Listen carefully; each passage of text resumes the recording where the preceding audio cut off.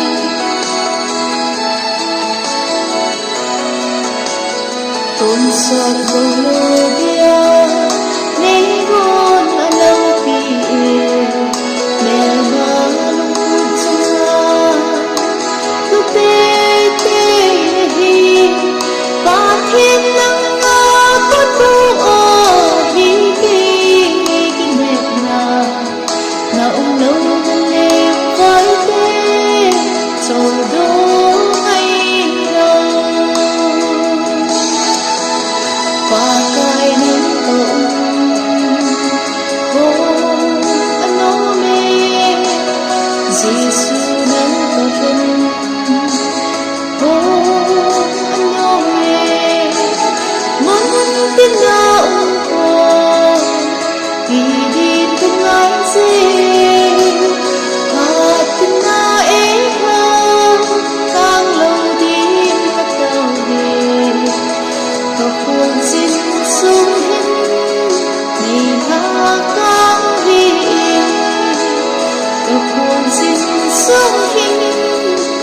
love